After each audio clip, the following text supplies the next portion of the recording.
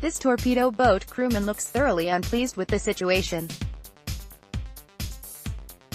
Patrols could be anywhere from 3 weeks to 6 months, and during that time the crew were not able to bathe, shave or change their clothes regularly. The space to live in was small, the working conditions were really bad, fumes and smog everywhere. It's not difficult to imagine how unpleasant life would be for someone who had not taken a bath or had a proper change of clothing for 6 months. However, the crew of German torpedo boats were treated like royalty when they docked because of the difficulty of their jobs. Upon docking, the crew filed out on shore leave and were generally given whatever they wanted while a cleaning crew scrubbed the submarine from top to bottom. The crew of a torpedo boat was made up of specialists and seamen.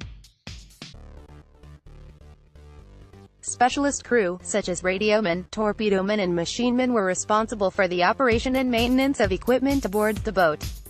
Other general duty tasks such as loading torpedoes, standing watch on the bridge, operating deck guns and housekeeping activities were performed by the seamen. Their workload was divided into several shifts, with the seamen working in 3 8-hour shifts, one for sleeping, one for regular duties and one for miscellaneous tasks. Specialist crew, such as the 2 radiomen, had 3 4-hour shifts between 8 a.m. and 8 p.m., and 2 6-hour shifts during the night. Standing on watch duty during stormy weather was frowned upon by the crewmen. The harsh environment of the North Atlantic meant that icy waves constantly swept over the conning tower, completely submerging the boat and the watch crew for brief periods. They were issued with special foul weather coats, but these did little to keep them dry. In addition, crewmen had little chance to dry their clothes during a patrol. The watch crew was secured by safety lines to keep them from being washed overboard. Crew habitability ranked very low on the priority list of German torpedo boats. Fresh water was limited and strictly rationed for drinking, especially when they had opted to fill one of their water tanks with diesel fuel to extend their operational range.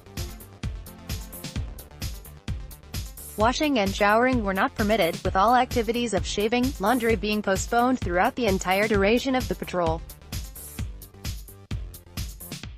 They were allowed only the clothes on their backs and a single change of underwear and socks.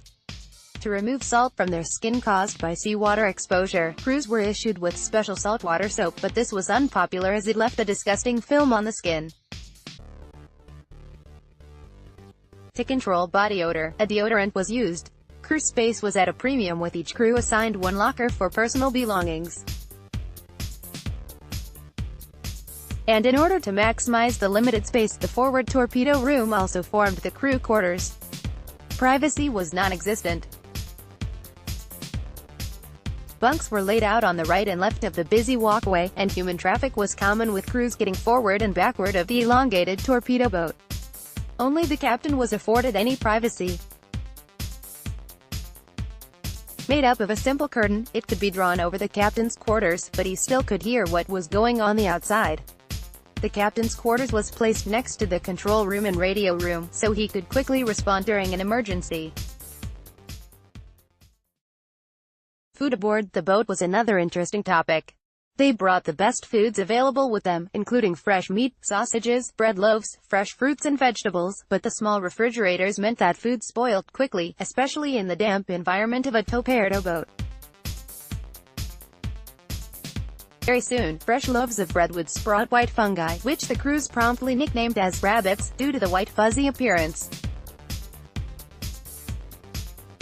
By that time, food consisted mainly of canned goods supplemented by a soy-based filler called Bratling's pulver.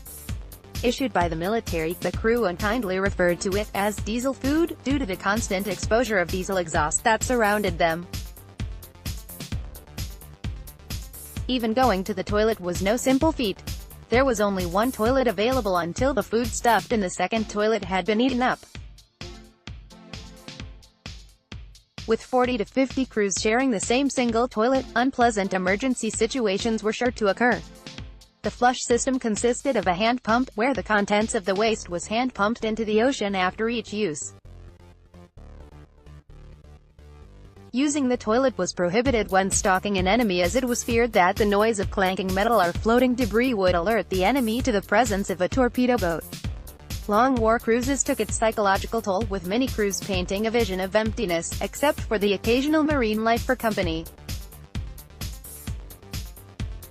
Months would pass and there were no trees, no hills and no landfall where one could place his feet, except on the deck of the submarine boat. Except for the excitement when hunting an enemy ship, or when being hunted themselves, crews passed time by listening to a record player built into the boat, or by playing cards and organizing some weird games to keep their minds occupied.